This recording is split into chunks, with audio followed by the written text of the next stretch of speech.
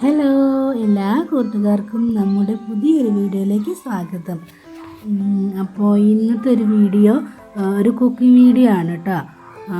നമുക്ക് നാളെ വെള്ളപ്പം ഉണ്ടാക്കാമെന്നാണ് വിചാരിക്കുന്നത്. അപ്പോൾ ഞാൻ തലേദിവസം തന്നെ ഇതുപോലെ വെള്ളപ്പത്തിന് അരച്ച് വെക്കാറുണ്ട് കേട്ടോ. അപ്പോൾ ഇന്ന് ഞാൻ വെള്ളപ്പത്തിന് അരയ്ക്കാനും അതുപോലെ അരി ഇടാനൊക്കെ മറന്ന്.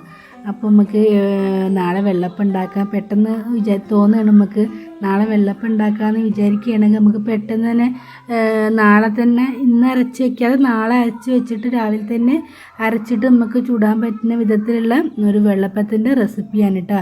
ഈസ്റ്റ് ഒന്നും ചേർക്കാതെ നമുക്ക് തയ്യാറാക്കി എടുക്കാൻ പറ്റൂട്ടത്. അപ്പോൾ അതിൻ്റെ ഒരു വീഡിയോ ആണ് ഇന്നത്തെ വീഡിയോ.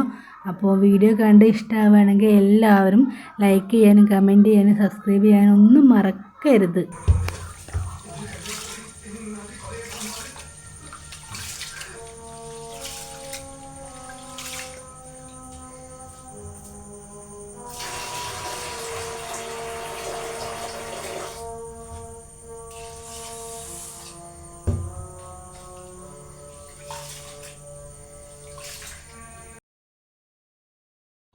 അപ്പോൾ ഞാനിതാ അതിന് വേണ്ടിയിട്ട് ഒരു 1.5 നാഴി പച്ചരി എടുത്തിട്ടുണ്ട് കേട്ടോ. അപ്പോൾ നമ്മളിവിടെ അരിയൊക്കെ അളക്കൽ നാഴി ഉപയോഗിച്ചിട്ടാണ് കേട്ടോ. ഈ കപ്പ് കണക്കൊന്നും എനിക്ക് പറയാനറിയില്ല, അതുകൊണ്ടാണ് ഞാൻ നാഴിൻ്റെ കണക്ക് പറയുന്നത്. നമ്മൾ ഈ അരിയൊക്കെ അളക്കാൻ വേണ്ടി ഉപയോഗിക്കില്ല, ഒരു പണ്ടത്തെ ഒരു ഇതുണ്ടല്ലോ, അതിന് പറയുന്ന പേരാണ് നമ്മളിവിടെ നാഴിന്ന്.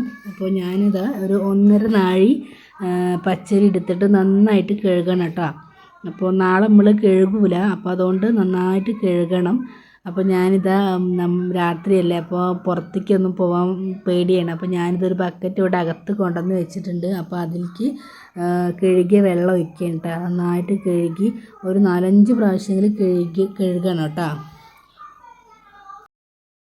പിന്നെ ഇതിലേക്ക് വേണ്ടത് ഒരു അരമുറി തേങ്ങ ചിരകിയത് വേണം കേട്ടോ.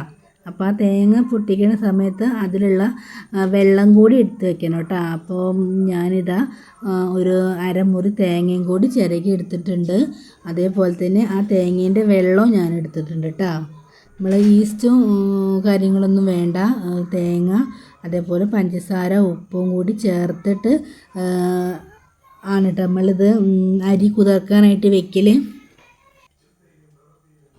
നമ്മളിത് വോയിസ് ഓവർ കൊടുക്കുന്ന സമയത്ത് ഇവിടെ ഇങ്ങനെ TV ഇട്ടിട്ടുണ്ട് കേട്ടോ. അപ്പോൾ ആ TVൻ്റെ സൗണ്ടൊക്കെ അതുപോലെ വരും കേട്ടോ. വെച്ചാൽ നമുക്ക് ഹാളിൽ ആണ് TV, അതിൻ്റെ അടുത്ത് തന്നെയാണ് നമ്മളെ റൂം. അപ്പോൾ അച്ഛനും അമ്മയും കൂടി TV കണ്ടിരിക്കുകയാണ് കേട്ടോ. അപ്പോൾ നമുക്ക് സൗണ്ട് കുറയ്ക്കാനൊന്നും പറയാൻ പറ്റില്ലല്ലോ. അപ്പോൾ ഞാൻ രാത്രിയാണ് വോയിസ് ഓവർ കൊടുക്കുന്നത്. അപ്പോൾ എന്തെങ്കിലും ബുദ്ധിമുട്ടുണ്ടെങ്കിൽ നിങ്ങൾ ക്ഷമിക്കണം കേട്ടോ. അങ്ങനെ ഞാനിതാ അരിയൊക്കെ നന്നായിട്ട് ഒരു 5-6 പ്രാവശ്യം കഴുകി എടുത്തിട്ടുണ്ട്. അതേപോലെ തന്നെ ഒരു അരമുറി തേങ്ങയും കൂടി ചിരകി എടുത്തിട്ടുണ്ട് കേട്ടോ. എന്നിട്ട് അരി കഴുകിയ വെള്ളമൊക്കെ ഒന്ന് ഒഴിവാക്കിയതിന് ശേഷം നമുക്ക് അതിലേക്ക് ഈ തേങ്ങ ഇട്ട് കൊടുക്കാം കേട്ടോ. ആ തേങ്ങ മുഴുവൻ ഇട്ട് കൊടുക്കണം. അതേപോലെ തന്നെ തേങ്ങ വെള്ളം എടുത്ത് വയ്ക്കാൻ പറഞ്ഞിരുന്നല്ലോ, അപ്പോൾ ആ തേങ്ങ വെള്ളം കൂടി ചേർത്ത് കൊടുക്കണം.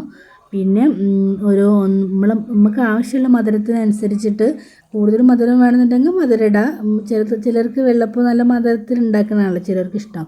അപ്പോൾ ഇവിടെ ഓവർ മധുരമൊന്നും വേണ്ട. എന്നാലും ഞാനൊരു ഒരു സ്പൂണ് പഞ്ചസാര ഇട്ടിട്ടുണ്ട്. അതേപോലെ തന്നെ ഒരു സ്പൂണ് ഉപ്പും കൂടി ചേർത്തിട്ട് നല്ല കൂടുതൽ വെള്ളം ഒഴിക്കരുത്.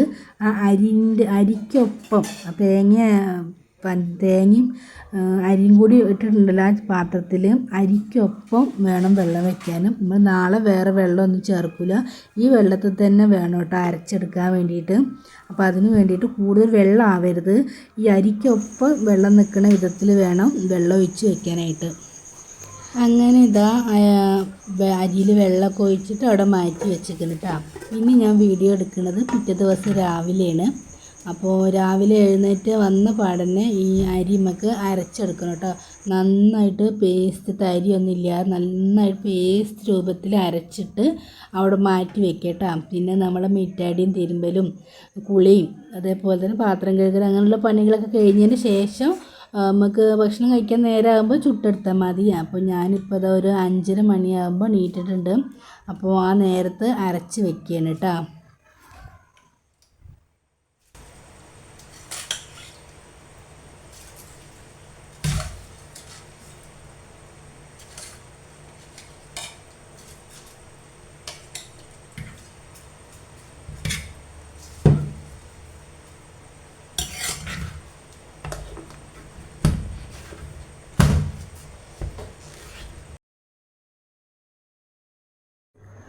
പിന്നെ കുട്ടികളൊക്കെ സ്കൂളിൽ പോകാൻ ഉള്ളവർക്കൊക്കെ ചിലപ്പോൾ ഇത് നടക്കുമെന്ന് എനിക്കറിയില്ല. എങ്ങനെയായാലും ഒരു 2 മണിക്കൂറെങ്കിലും നമ്മളിത് അരച്ചതിന് ശേഷം വെക്കണം കേട്ടോ. അപ്പോൾ ഞാനേതായാലും ഇവിടെ നമുക്ക് കുട്ടികളൊന്നും ഇല്ലാത്തതുകൊണ്ട് പിന്നെ ആ വിഷയമില്ലല്ലോ.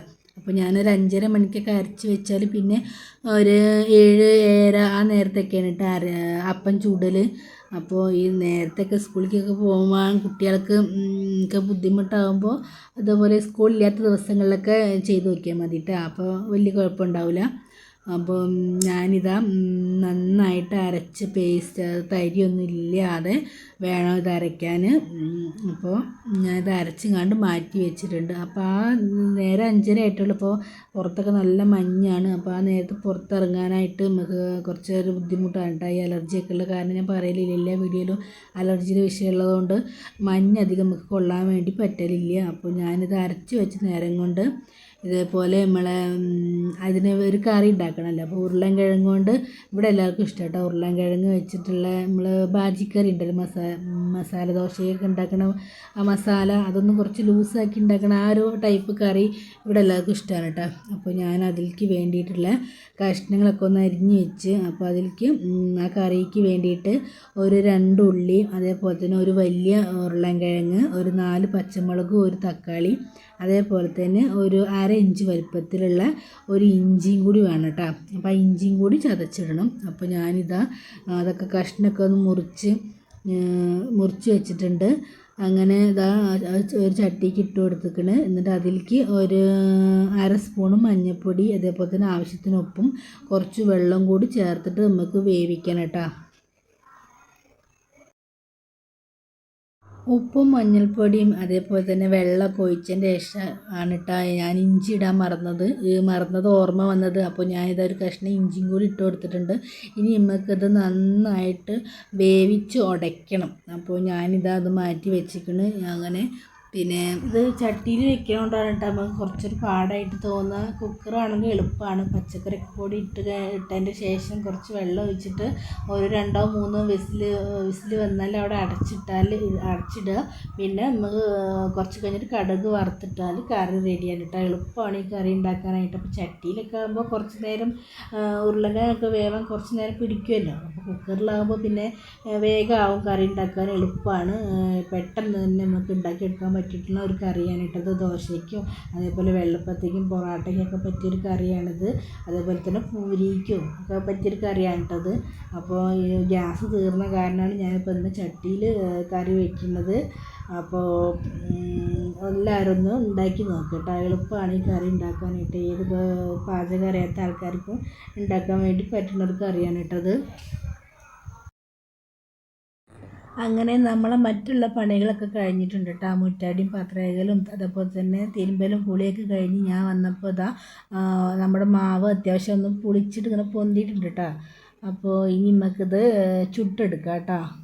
അപ്പോൾ ഞാൻ എപ്പോഴും പറയണ പോലെ തന്നെ ഗ്യാസിൻ്റെ നമ്മളെ ഈ ഫ്രൈ പാനില്ലേ, ആ വെള്ളപ്പച്ചട്ടി, അപ്പോൾ അതിലൊക്കെ ചുട്ടെടുക്കുകയാണെങ്കിൽ കുറച്ചുകൂടി കാണാനൊക്കെ ഒരു ഭംഗി ഉണ്ടാവും കേട്ടോ. ഇതിപ്പോൾ നമ്മൾ ഈ ഒരു ചീനച്ചട്ടിയിൽ ഉണ്ടാക്കുന്നതുകൊണ്ടാണ് ഇത്ര വലിയൊരു ഇതിൽ തോന്നാത്തത്.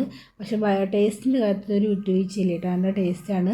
നമുക്കിത് മൊരിയിച്ചിട്ട് നമ്മൾ ഈ സൈഡൊക്കെ നന്നായിട്ട് മൊരിയിച്ചിട്ട് എടുക്കുമല്ലോ, അങ്ങനെ എടുക്കണമെങ്കിൽ അങ്ങനെ എടുക്കാം.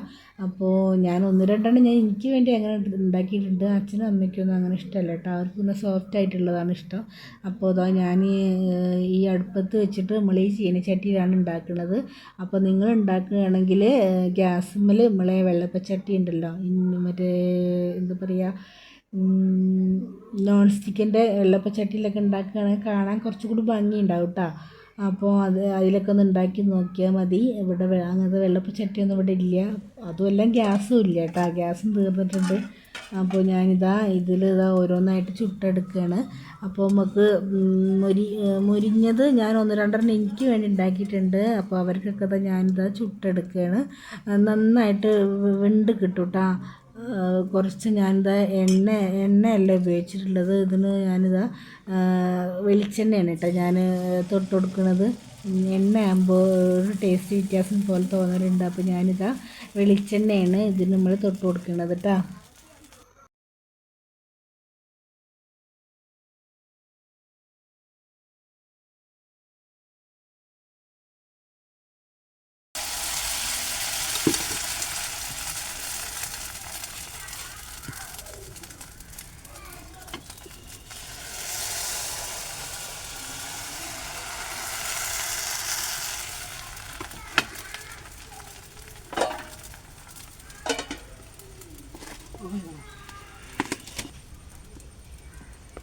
ചെയ്യാം.